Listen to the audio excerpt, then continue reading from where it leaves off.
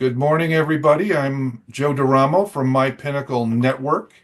For those of you who heard about us from some other place, My Pinnacle Network is a business-to-business networking group. And if I could ask everybody who's not participating in the call or speaking to please mute, um, so we don't have any feedback on the recording, because we're going to record this and then distribute it.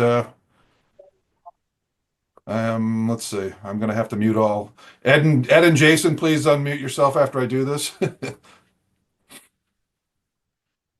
Okay, so Joe DeRamo again from My Pinnacle Network. We're a business-to-business networking group. We have 4 locations or territories. We meet virtually. Um, our locations are Westboro, Mansfield, Marshfield, and Newton. So we're sponsoring this thing. Coffee with the Coaches goes back a few years. One of our coaches, Ed Grant from the Alternative Board in Neshoba Valley, has been doing it since the beginning. One of our original Coffee with the Coaches, and then we have Jason Mundy, who's in My Pinnacle Network Mansfield and a focal point coach.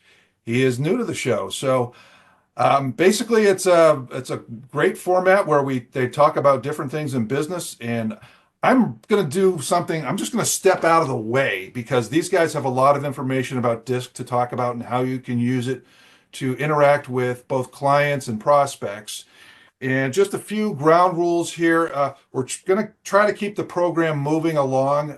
So if you have a question, if you could pop it in the chat, and if it's relevant to what's being talked about at the time, we'll jump in and ask our coaches. If not, there's going to be a session of the program where you can ask questions, and there'll be plenty of time for that. So I'll ask Ed and Jason to take over and to introduce themselves, and then just kick off the program. So welcome, guys.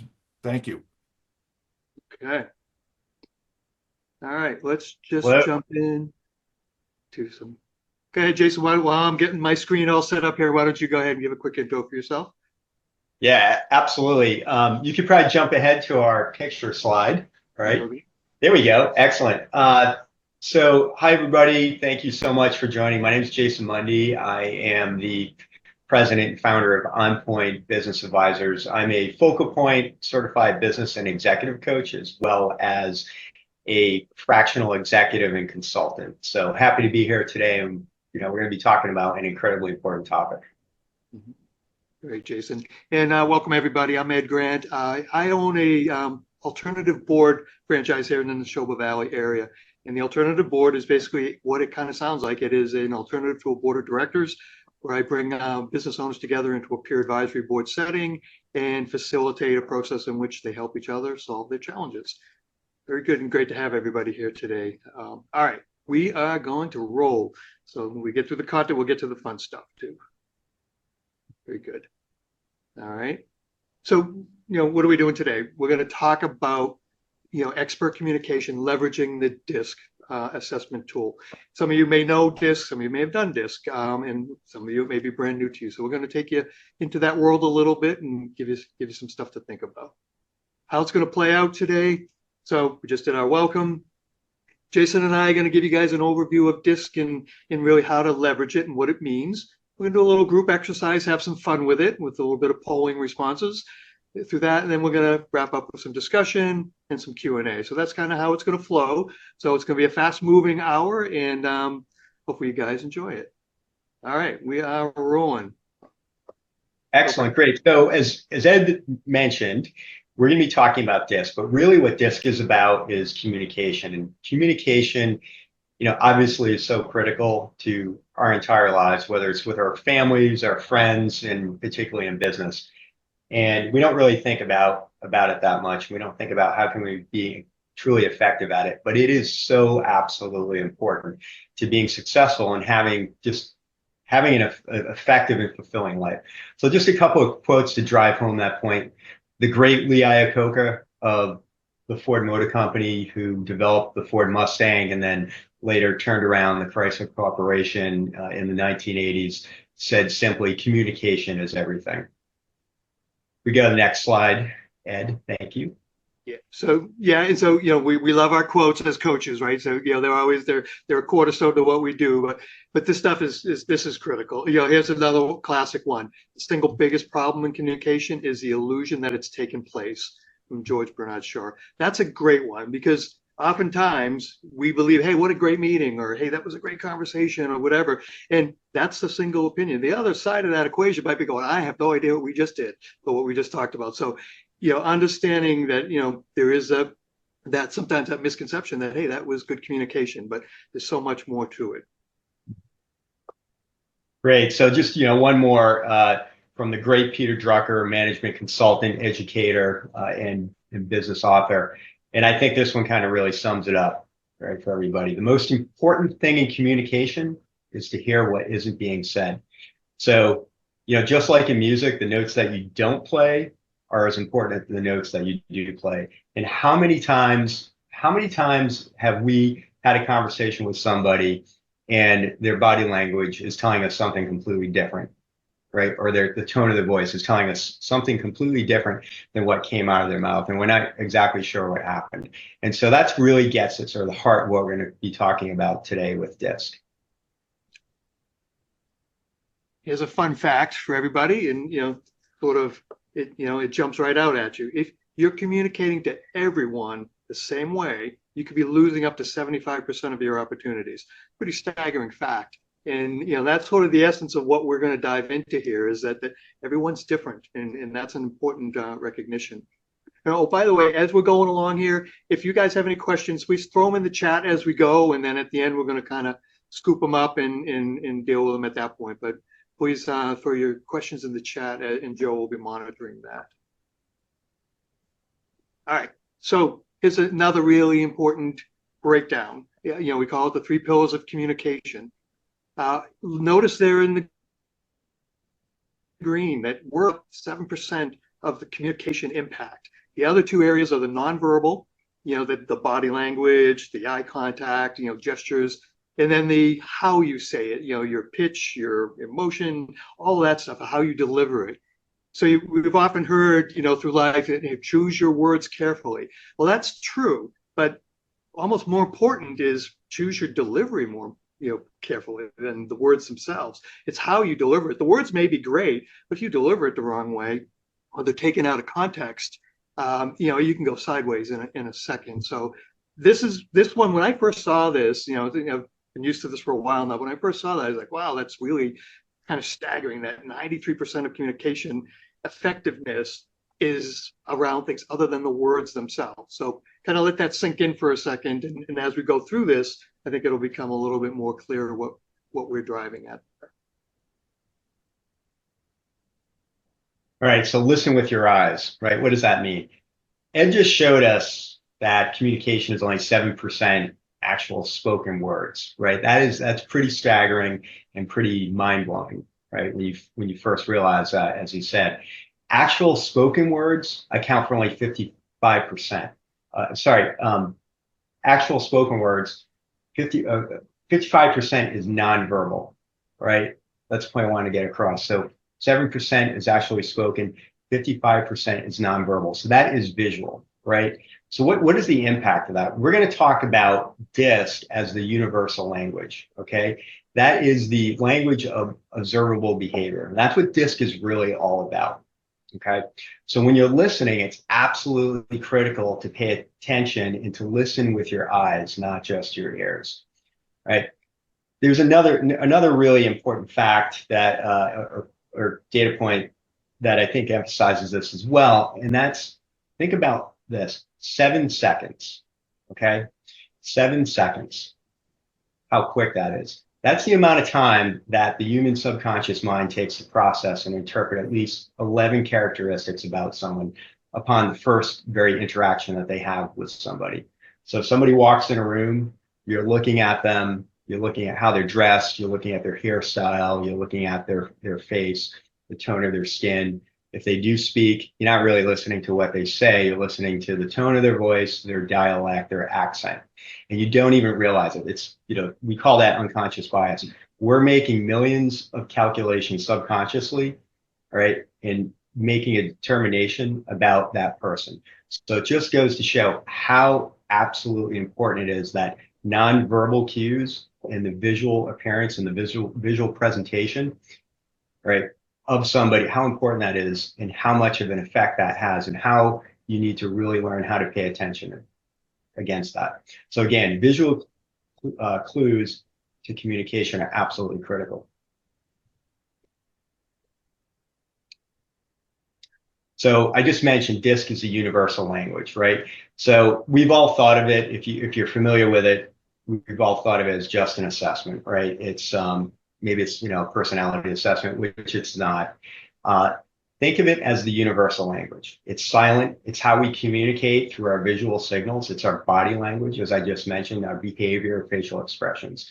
It's our tone of voice. And it's not the actual language or the dialect necessarily that we speak, right? The really cool thing about this universal language or DISC is that it can be actually measured and predicted. Okay, and that's what we're going to start to show you in a moment. And like, how do you leverage that and how do you take advantage of that to become a more effective communicator and listener yourself? Okay, as Jason just alluded to a little bit, what is DISC, what isn't DISC, right? So it's really that it's observable behavior, right? It's the emotions that come out during communication, the tone of voice, the body language, and the pace. The pace you'll find is a very key marker, and we're going to dig into those details in a little bit, the things you can look for when you're communicating with especially somebody new to you. You're going to hopefully come away from this with a little bit of a, hey, I got a little bit of a cheat code here that I meet somebody new based on some first impressions. I can kind of gauge what's going on there. And, so that's what it is. What it isn't, it is not an intelligence test. It's not an IQ test. It doesn't measure your values. That's a different thing that goes into your value system.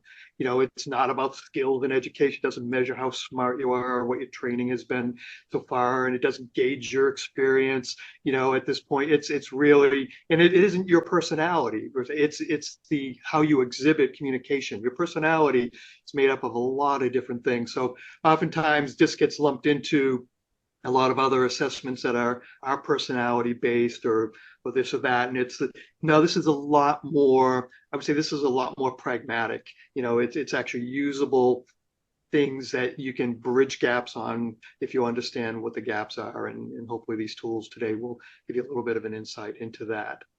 So it's a key distinction. So we always make sure we differentiate between, what DISC really is and what it's not, because I think more importantly, it's what it's not. All right. So why is DISC and understanding your own and others' universal language or behavioral style important? Well, it can help you in a number of ways. So once you understand it, you're able to predict what another person's style is just based on their behavior. And we're going to show you how easy that is momentarily. It can help you be a better communicator to everybody in your life, right? Who wouldn't want to get better at that? So whether it's your family, your friends, or at work, it can help you be a better leader and manager, right? How many times has there been conflict in work because there's been a miscommunication? It can improve your ability to sell. So if you're in sales, right, who wouldn't want to be a better seller because you can absolutely communicate more effectively with that other person who's the buyer, the decision maker. Ed showed us earlier that 75% of opportunities can be lost if you're trying to communicate the same way to everybody. That's pretty massive. So if you're in sales, you better have a really good pipeline and you better have some really big deals to make up for that 75% that you could be losing. It can help you collaborate and work in teams better, right? And just get along better with your colleagues or your peers and different organizations or groups that you're part of. It can help you negotiate more effectively. And if you are somebody who's leading and managing teams, it can really help you to recruit and hire team members more effectively. So you can find people who are going to work better with you, who are going to fit in with the overall team and fit in with the culture based on their style. All right. So now we're going to start diving in a little bit into DISC. Let's break it down a little bit. So, what does DISC measure itself? So the dominance or the D part of the assessment, that's going to take a look at how we respond to problems and challenges. It's going to basically say, okay, under pressure of various levels, what's the likely behavior? And again, these are traits, and I think this is a good point of a place to point out that everybody, when you do a full DISC assessment of somebody, we all will have varying degrees of each of these influences in our makeup, in our toolbox of communicating. We will have stronger influencers, and that's what we're going to go into now and explain that a little bit more. So if somebody is, predominantly a D, you're going to look into that and say, okay, how does that person is really driven by their reaction to problems and challenges, and we're going to see more about that in a minute. On the influence, or the I, that's really how you influence people and contacts to your point of view. So it's the way you're actually trying to get your points across and influence people on the other side of the conversation. The S is for steadiness. This will deal with how you respond to changes in terms of pace and consistency. So there's, depending again where you fall in the range of the score for this particular one, you might be a fast-paced person, and you might be a person who likes a slow, steady pace. So you gauge that type of situation there. Compliance is how you respond to procedures and constraints set by others. So this is just that. It's like your environment. If you're in an environment that's very regulatory driven and you have to live by a bunch of procedures and constraints, well, certain people in communication styles will thrive in those environments. Others might struggle. So you think about the person on the other side of your conversation, think about their world a little bit. What type of constraints might they be under in their world? And that can help you sort of understand perhaps the responses you're getting in the conversation or their style of communication. So they each one of these kind of plays into a different area of communication and behavior. All right, so here's a look at how DISC is presented. So if anyone has taken a DISC assessment previously in the past, you should recognize this or some variation of it. This is kind of the typical way that you're going to see your results. So this is the formal view of it. What's not shown here is any indication of where somebody would fall on the actual chart here across the 4 different communication styles, right, and behavior styles. So when we're presenting somebody's DISC profile after you've completed the assessment, we talk about someone being above the energy line or below it. So you can see that midline there, okay? There's no right or wrong communication behavior style, right? Or profile or score on this. It's just everybody is different. And everybody typically has 1 to 2 areas that they're dominant in, okay? For example, right? Someone like myself might be a moderately high D and C, but somewhat low on the I scale, and also a moderate S. As we'll see in a moment, understanding a DISC profile will predict how you typically communicate and how you prefer to be communicated to. And then recognizing someone else's profile and dominant traits is going to help you adjust how you communicate to them so that they're more receptive to you and you're more effective. And we're going to go through some exercises shortly. They're going to show you really how easy it is. Like once you start to understand what a D, I, S, and C is, to start to recognize who somebody else is so that you can make an adjustment to how you communicate to them. And that's really the beauty of DISC, is in its simplicity. It's not so academic and theoretical that you walk away not knowing how to apply it in real life. It's really, really easy to use and really easy to employ. Here's some interesting demographics. We get our data. Jason and I both use TTI for the DISC work we do. TTI is probably the biggest facilitator of DISC globally. And they've been at it for well over 30 years. They've refined this thing tremendously. And they've got to have, I don't even want to venture a guess, but it's got to be hundreds of thousands, if not millions of data points that go into the database around it. So the outcome of the data is very good. And what that data has shown over time is that, for a dominant style of behavior, these are the demographics. They'll say 17% of the population will have a D, or the dominance as their prominent. 38% will be an I on the influence side. 32% will be steadiness in the S, and then 13% will be the compliant side of it. And you can see sort of the descriptors there on the left side, that somebody's strong on a high D above the energy line, their label would be more of a director type of person. An I would be an influencer. An S with a high score on the S, a strong response there, would be a relator, and then a C would be an analyzer. So you can start to see some of these descriptors starting to shape up, and you start thinking about yourself and people around you and the types of people. You hate to stereotype and typecast people, but this does do a good job of kind of giving people a little bit of a label that says, okay, but it will help you learn how to meet them on their field and how to communicate more effectively with them. The other thing around these is that, a D person, those people are, they're results driven, and I is looking for interaction, and S is looking for stability, and then a C is looking for the facts. So these are just some other descriptors around that. We're going to dive into that in more detail for each style here in the next few slides, but we're framing it out here for you now. Now we're going to go in and do a little bit more of the finished work on each of these categories. So we'll let Jason run with the first one. Yeah, so this is so now we're starting to get into the fun part of this, right? So we're going to go, as Ed said, we're going to go through a description of each of the types. So those people who tend to be a high D, right? Those directors, right? They're emphatic in everything that they do. Like, we know who these people are. They're easy to spot, especially if they're a high D. These are like the go-getters. These are the people who are like in your face, right? They tend to be highly competitive. So key characteristics for a D are they typically tend to be more direct and blunt. They just want to get to the bottom line. They can be more decisive. They can be impatient. Sometimes they can have come across as having a stronger big ego. In terms of identifiers, they tend to be fast paced. They're going to lean towards you when they're talking, almost in your face.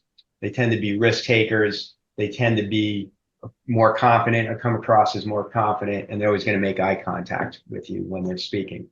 Now, there's some do's and don'ts, right, for each style. And this is where it becomes so important to be able to recognize someone's dominant or secondary dominant behavior style, because then you can adjust your communication style to them.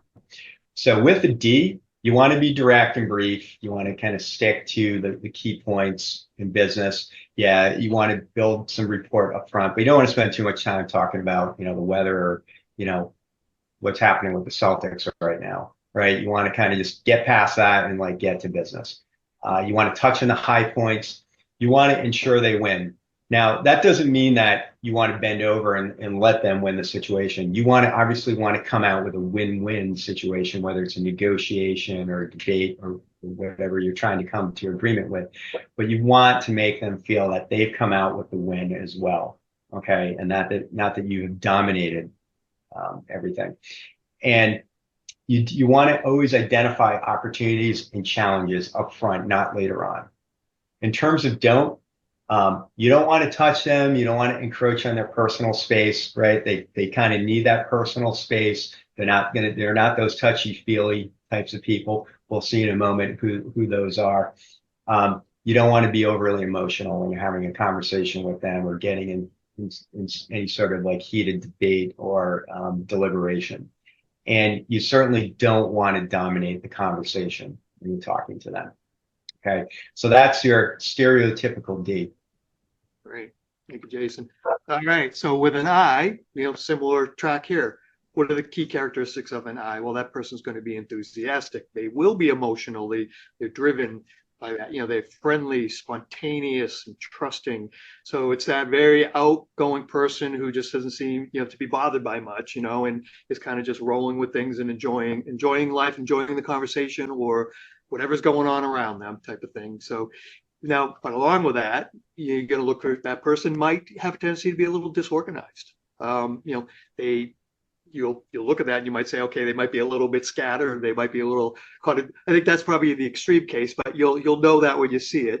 And they tend to be, expressive and just gestures and just kind of just out there, a little bit more outgoing personality in that regard. Trendy, that there's some indications that, people with a high I, like to be on the cutting edge of the latest trends or like to be that whatever trendy means to you. Trendy takes on a lot of shapes, but yeah, they tend to want to stay current.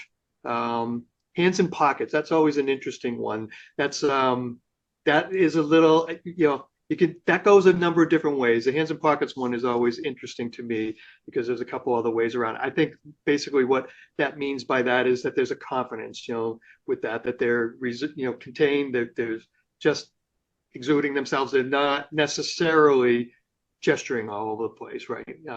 But they will be touchy. When the hand's out in the pockets, they might be touchy. You'll put a hand on your shoulder. They might be coming in for that hug, kind of thing. So you can start to see, you might, I know people like that kind of thing. So, and the do's and don'ts for somebody with an eye, be willing to chat, be willing to have a little bit of that small talk, kind of checking in on something.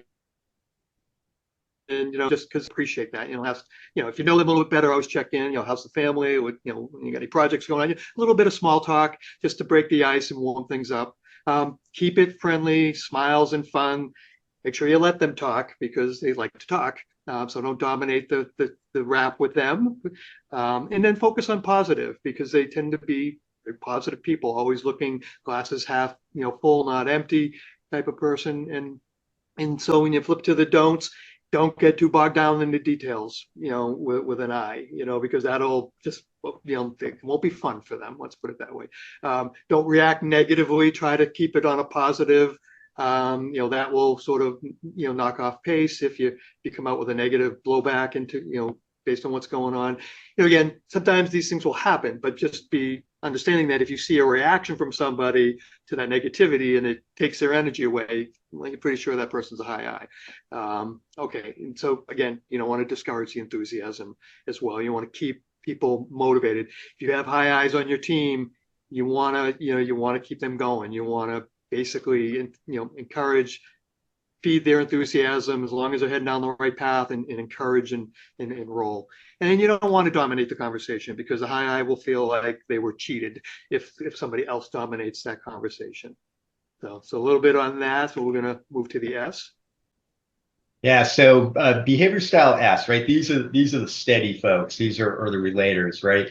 These are the rocks, whether it's in your place of work or at home. These are the people who everybody goes to when there's a conflict, right? And they hold everything together. So it could be mom, it could be, Aunt Mary. It's that type of person who is, always sort of in the middle and neutral about everything. So key characteristics with someone who's a high S is they're good listeners. They're relaxed. They tend to be team players. They're always very approachable and they're steady. Again, they're the rock in the storm. Identifiers for them, right? They're in their office. They will have a lot of pictures of their family members, of friends, of memories, as opposed to someone who's a high D who's probably going to have like a lot of awards and trophies, right, in their office. They tend to have a poker face, so they don't really want to show emotion. They tend to be those stoics, even though inside there's a lot going on, right? They're like a duck, they're just kind of calm on top of the water, but they're swimming, quite ferociously underwater. They're very systematic and they like to follow proven rules, but they always tend to come across neutral. So with a high S, the do's with them are you want to slow down and you want to take your time, right? You want to provide lots of assurance. You're going to give them time to decide, right? And let them build trust. Trust is absolutely important. So with these people, these are the folks that really need information. They need time to process, right? So they're gonna ask for more information. They might come back to you, right, and ask for more information. Sometimes you might think of them as being stuck in paralysis of analysis, or they're CMORs. I need to see more data, but you need to give them time to process. So don'ts with them are don't fail to deliver on promises. Trust is incredibly important. It needs to be earned and it needs to be built over time, right? So if you say you're going to do something with an S, you want to make sure that you absolutely follow through on that. You don't want to put any pressure on them, whether it's making a decision or deciding about anything. You want to give them that time to process.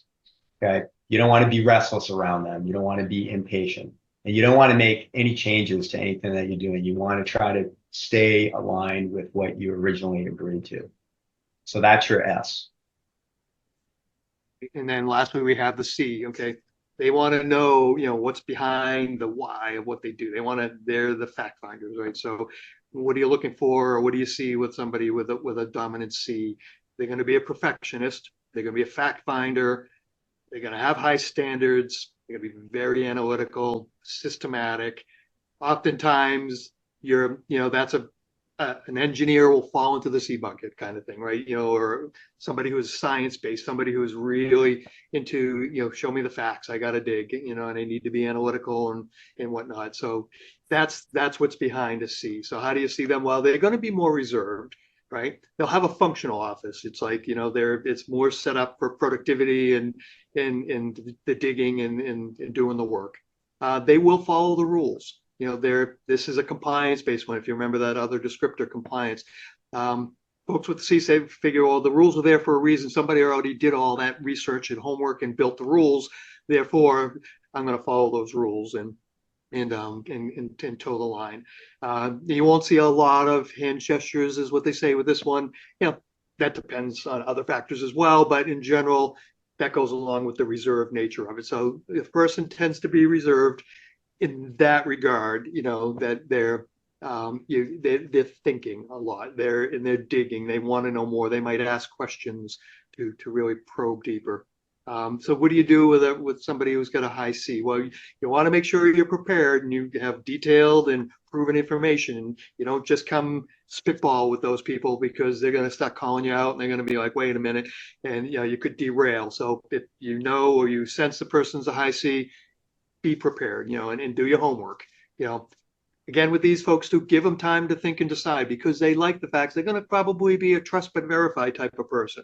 So they're going to be like, all right, but I'm going to go do my own verification. I got to do a little digging on my own. So you've got to be patient with those folks. As well, you got to let them sort of come along and get to the point where they understand what's going on, because they will come along as long as they get the facts and they can process it. And then focusing on quality. If you just throw a bunch of loosely threaded things together in front of them, that'll be a complete turnoff to folks like that. They'll be like, no, that's all. I don't believe any of it, because it's so haphazard.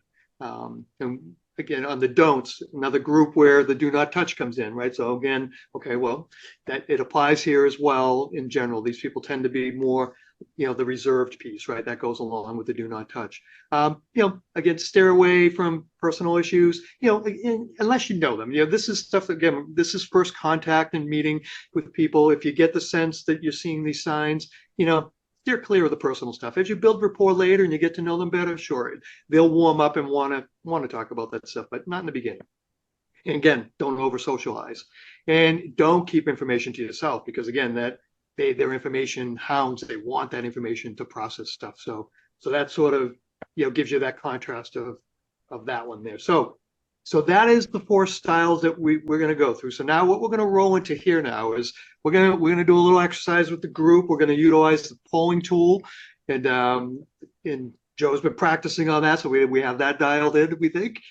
And what we're going to do is Jason and I are going to alter. We're going to read a little case study to you. It'll be on the screen as well, but we're going to read it through for those that absorb by hearing, and those that absorb by reading. You can read it, and then we're going to ask you to weigh in on it. And basically, you're going to decide, all right, based on this description, what is this person's dominant communication style? Is it a D, I, S, or C? So you're going to pop that into the poll question, and we're going to see how we do with each one. So we have 4 of them. We're going to roll through them, have a little bit of fun with them, and we will roll to the next one. So Jason, why don't you kick us off with the first one here? Okay, excellent. All right, so this is the real fun part. And so we're going to go through these 4 case studies or personas. And as Ed said, Joe is going to pop up a poll, and you're going to choose one communication style for recognizing this person. It's either D, I, S, or C, based on what we just went through with you. Now, I think the important thing to know is it's maybe not as always straightforward as this, right? When you're out in the real world and interacting with people, there are a couple of the behavior styles that tend to be more easily recognized than the others. There's 2 that are more easy to recognize and 2 others that are a little bit harder. So we're going to see if that plays out in this exercise. So the first one is, I'll read it for you. You can also read it on the screen.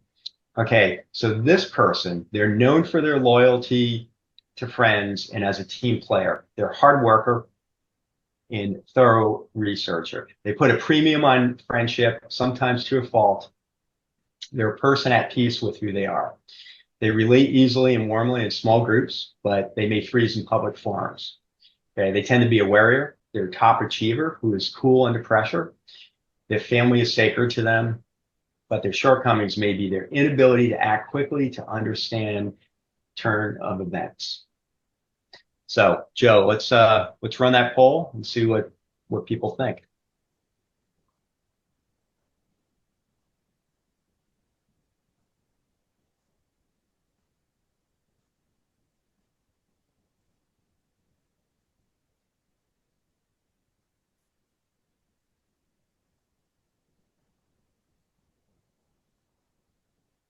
Okay. Has everybody voted? Or very interesting. So the results of this poll, we have nobody selected D. 7% selected I. Okay. 79% selected S. And 14% selected C. So clearly, people think this is the S and S. So that let's see, 79%, that's pretty good. There are the results now popping up for me. Yep, 79% for S. So the answer to this was S. So most of you, about 80% of the audience got that correct. So that's pretty good. And that happened, S's are one of those ones that's more harder to determine when you meet them, unless they're overtly and like completely off the charts in S. So, all right, that was pretty cool. So good job on that. Let's go to the next one. All right. Let's see. We're going to do same game here. All right. So this person, they like to do things their way. They need structure and control. They don't like surprises. Therefore, they may develop elaborate plans to prevent them. I love that part. Okay. So private nature may lead others to view them as cool and aloof. They can be overly critical of self and others. May have difficulty developing a sense of team cohesiveness. They're pragmatic, but may resist change unless given reasons. Under pressure, they may become overly rigid. It can be very intuitive, but may not know how to express those feelings. They may become possessive of people that they let into their inner circle. All right, let's see how we do on this one. All right, guys, hold on.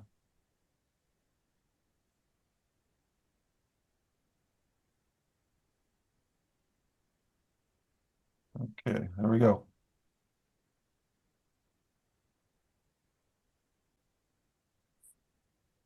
We need the Jeopardy music playing in the background while the poll is being filled. Yeah, we do.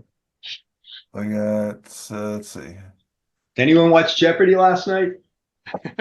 No, you mentioned the Celtics earlier. I was watching that and very disappointed. Yes. Well, they're for North Providence, Rhode Island firefighters who are on Jeopardy. Oh, cool. That's very cool. Ended up being better than watching the Celtics. Yeah, probably a better take. All right, let's wrap up. I'm going to end the poll, and I'm going to share the results. All right, a little bit more of a spread on this one. Yeah. That's good. 21% on the D, 21% on the I. Nobody took the S on this one, and a little more than half took the C. The answer is C on this one. Oh, interesting. Very good. And that's another. Actually, that's actually one of the profiles that tends to be easier to spot if you have someone who's extreme on the scale. So it's interesting. All right, let's move to the third one.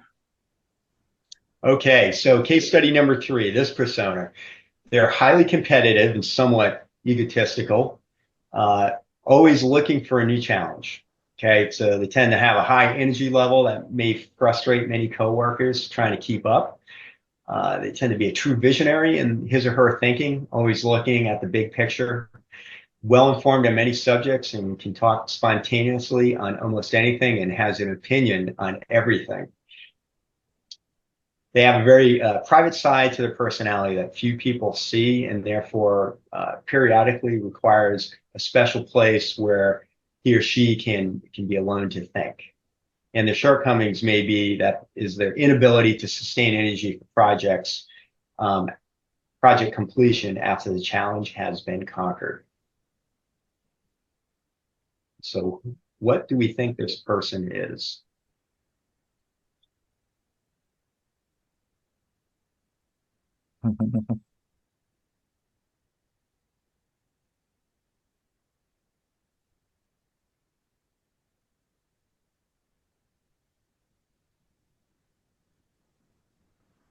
People had very definitive opinions on this at first. A couple more stragglers here. Okay, everybody in? Okay, I'm going to end this one. Oh, there you go. All right. Yeah, I think this one was pretty obvious. So 85% selected D. That's absolutely right. Joe, you said people had pretty definitive opinions on it. So maybe we have a lot of D's in the audience today. I think that the way that persona was written made it pretty obvious that it was D. But these people tend to really stand out, especially if they're high D. As I was mentioning earlier when I described them. These are the people who are like in your face, they're overbearing, right? Maybe a little bit over the top. But that's if they're on the extreme side, right? So if they're kind of moderately high, they're not, their tendency won't be quite as obvious. So that was interesting. That was pretty fun. I think what it demonstrated. Do we have one more? We got one more. Sorry. Go ahead. I was getting to wrap up here. So we've got our last one here to conclude the quad. All right. So this person is motivated to be amiable, easygoing, and relaxed. Is a natural team player and enthusiastic, likes to get results through others, may make some decisions without gathering all the facts necessary, usually very optimistic, may seem unrealistic, and may be seen that way, dislikes conflict, comfortable talking with all types of people, may tend to judge others by their verbal skills. Shortcoming may be the lack of time management and their natural tendency to trust others may cause them to trust the wrong people. So who's that person? And what persona?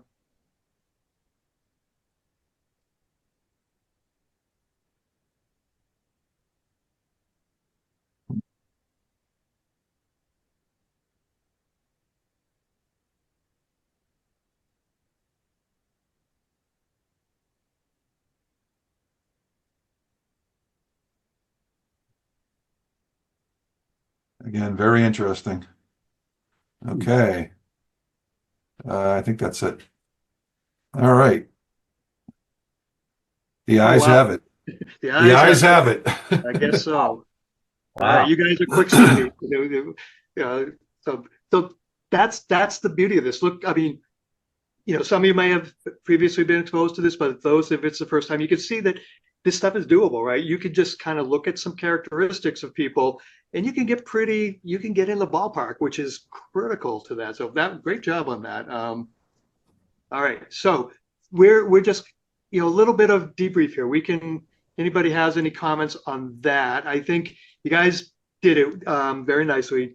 Jason pointed out something a little bit earlier as well. And, it's important to note that if you remember earlier in the slideshow, I showed the demographics, that there was a small percentage of Ds, small percentage of Cs, and that 2/3 of the population, very evenly balanced, fall into the I and the S area. And that's where it gets a little tricky. Jason mentioned on the D one, that was very easy to identify, right?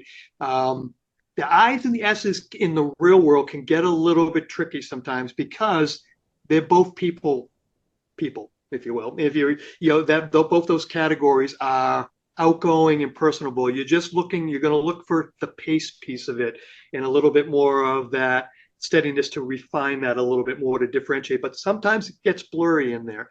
The high C, on the other hand, you can tend to, a lot of times those folks will be withdrawn and focused on the details and not so much a people person, not so warm.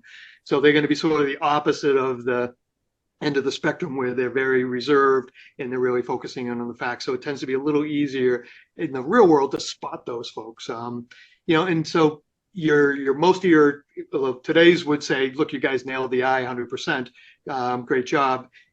In practice, you might find that, okay, there's somewhere in that I and S area, I need a little more information. And then I'm going to be able to identify the primary one and then, act accordingly from there. So, great. So Jason's going to take this next one here. We're going to wrap this up a little bit because we want to get to some questions and some open discussion at the end. Yeah, so that was fun. That was great. And maybe there was a little bit of process of elimination for the I there, right? At the end. So we should have mixed it up a little bit, maybe have like two C's or something, or two D's. But anyway, I think again, I'll just reiterate that with just a little bit of understanding of those personality types and a little bit of practice, right? How easy it is to start to pick out different communication styles. So as we wrap it up, it's one point I want to make is everybody's heard about the golden rule of life, okay? Right? And that's to treat others as you wish to be treated. But there's another rule. It's called the platinum rule of life, right? And that is to communicate to others as they wish to be communicated to, right? And as we've seen, as we've talked about, that's really going to go a long way. Ed pointed out earlier, and again, I'll just keep emphasizing this, how important it is. If you communicate the same way to everybody, you can be losing up to 75% of your opportunities, right? That is absolutely significant, right? So just really think about that. And you can get to a win-win faster and build stronger relationships if you take a little time to invest in understanding someone's communication style and you adapt to it. And it's not about being phony or unauthentic, right? It's about adjusting the style that you're using and the way that you're communicating to somebody that is going to be much more receptive to them and is going to put them at ease. And you're going to go so much further, right? So the last piece I'll say about all of this, if you're interested in learning more about DISC, taking a DISC assessment yourself, or maybe taking one again, because it will change over time, even if you took one 10 or 20 years ago, or even conducting a team DISC assessment for your team, and then doing a group debrief or a workshop to help your team learn how to leverage this and communicate better, please reach out to Ed or myself. We'll have our contact info up towards the end, but either of us are certified in doing this. We use the same tools and we can conduct any number of things that can help you out. Okay, so we hope to hear from you and would love to work with you further on this. So that brings us to the Q&A portion. Okay, so we did have a couple of questions. One early in the program, how does nonviolent communication differ to DISC or from DISC? I'm not sure what that means, but maybe you guys know. Yeah, I'm not familiar with that term. Maybe you are, Ed. Wait, yeah, say it again, Joe. I didn't catch it. How does nonviolent communication differ from DISC? Nonviolent communication. Yeah, I don't know in this context what that means either. Steve, would you like to clarify that? Yeah, without taking up too much time, it's an approach about a four-step way of communicating that is supposedly very direct, that incorporates both information and the feel of the conversation so that people can react to both facts and behavior. So that's all. I thought you might be familiar with it because it's recommended both. Sometimes it's developed by a guy named Marshall Rosenberg, and it's used both in business and in personal relations as well. And I thought you might have heard of it because it sort of ties into this. Mm-hmm. Yeah, I can see where it would be effective. I like the title because I think I like anything that says communicate nonviolently is a very good thing. So I think the premise of it, it makes sense. Yeah, I think it's very similar. But I'm going to go check it out after this. So you learn something new every day, right? We're always learning and developing. So thank you for bringing that up, Steve. Okay. Yeah, so we had a question about putting up the I summary slide, and after this meeting, we'll send out a summary of the presentation, and I can include that in that, unless Ed wants to go to that slide now, just On the I summary, yeah, sure, I can quickly go back to that. Yeah, I just sent it directly to Nadia as well. okay. Question one of the questions we had, I had written several questions during the course of this thing. Is it possible that somebody can have all four disk behavior types equally? Yeah, you want me to take that, Ed, or you want to take it? Yeah, go ahead. I can jump in if needed. Yeah, absolutely. So the reality is when you do a DISC assessment, you are going to exhibit, everybody exhibits all four qualities. And as I mentioned earlier, when I showed you the DISC chart, you're either going to be above that energy line or below it. And it's just as important if you're very low on it as if you're high, but you're going to tend to either have one or two very dominant styles. So some people will be extremely strong in one, maybe two, but it's also possible to be sort of even keeled across the board. And I would say I think it's those types of people are probably going to for obvious reasons are going to be the hardest to read and to figure out. It's going to take a little bit more time and a little bit more observation with them. Yeah, I've had experience with it. It really is fascinating because I've had experience. I had somebody who was literally on 100D and almost nothing in the other categories. And that person was completely, yeah, and you could tell when the person walked in the room, it was like a bull of a china shop type thing, and like, oh boy. And so, yeah, and I've had other people that are flat line across, right at that energy line, almost even. And to Jason's point, those folks are very balanced. So they're actually more adept actually at reading the room, right? And that was the other term we've all heard that term, read the room, right? When you walk in, don't just go in like and take over the place. You want to read the room and understand who's around. But yeah, so you'll see your own style depending on how you have blended. You'll go, yeah, okay, I am dominated by that one. Or no, you know what? I'm a little bit of everything. And that's what makes this fascinating. And that's why going deeper with individuals really can make a difference in your organization for sure. We got a question from Dana Hall. Thanks, Joe.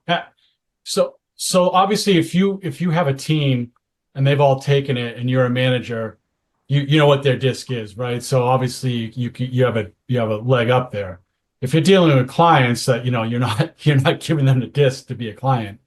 Mhm. Any additional sort of tips or lines of questioning or something to sort of give you a better idea of what these people might be if it's not super obvious? Yeah, that's a great question, Dan. We're going to put in the chat box a little cheat sheet that's going to help. It's going to go a little bit more detailed of things to look for body language and visual cues and things like that. Yeah, I think it's more, again, it's around the visual. Jason said this earlier in the, listen with your eyes. Your eyes will tell you so much just from sort of the surroundings. You walk in, observe what's going on. If you're meeting them at their place, are you walking into an office that's just looked like a bomb went off, or you're walking in and it's pinpoint neat, right? That kind of stuff. Your eyes will tell you so much about how are they dressed. Are they put together? Are they just are they a hot mess? They look like they just rolled out of running 10 miles and they showed up to the meeting. There are little things you can pick up on in there more so than the verbal. The questions. Yeah, what I found is that this is more of a visual and an observation of their behavior as opposed to trying to draw it out through words. Jason, you want to? Yeah, absolutely. We showed that chart at the beginning where it's only 7% of communication happens through words, right? So it's that observable behavior, it's the intonation in one's voice, right? So just by getting that cheat sheet that we're going to share, that actually Ed just shared, is a great tool. Print it out, study that a bit. I give all my clients, I actually have a bookmark that has the same information on it. With just a little bit of practice, you'll start to recognize people. And it's kind of fun. You can start doing it with your friends and family. And then you just practice that over time. And then you just become aware, just always be thinking of when you first meet somebody, okay, what is their behavior style? What is their communication style? And and make it sort of a game, and and guess. You might not get it exactly perfect, but with a little bit of practice, you're probably going to be like 90% dead on. Okay. We've got another question. I think we have time for this one more question. So Willie, go ahead. Yeah, thanks. Jason, Ed, great session. Being the musician on the call, I appreciated the music reference there, Jason. Thank you. So my question is, what about getting it wrong?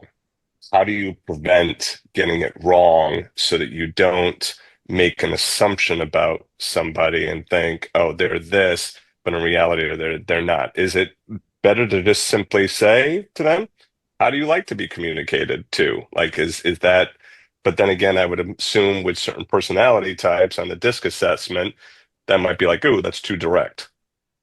Yeah, that's a great question. I think it begs a kind of a broader kind of or just broader discussion, if you will. I think go into it with sort of an open mind, right? That you knowing that I might not have this right and I could be wrong, and try not to let sort of your unconscious bias, right, and more that implicit bias like take over. Like be willing to change your mind about somebody. And I think just with a little bit of testing in when you start to engage with the person, you're going to get immediate feedback. Is that resonating? Like, are they getting, are they having a visceral reaction to how you're communicating with them? That's a pretty good indication that, okay, I might have misjudged what their style is, and then perhaps I should reassess that and adjust my style.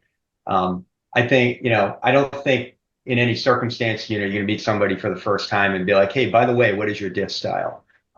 Right? Or how do you prefer to be communicated to? That might be a little bit awkward unless you're in a group setting where, everybody has done this and you know that you're doing it and you're doing some role play. But that's how I would approach it. Yeah, Ed, what are your thoughts? Yeah, very similar, Jason. And because I would say, Willie, that once you build a rapport with a person, it's absolutely fine to ask, hey, how should we communicate?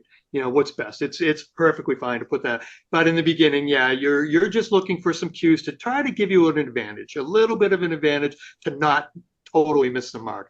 That's all this is about. It's to give you just sort of that awareness going into that first time conversation that I'm going to look for clues here. And so that I can go down this path. And as Jason said, you're A/B testing it as you go. You're going to just, and then you're going to adjust accordingly.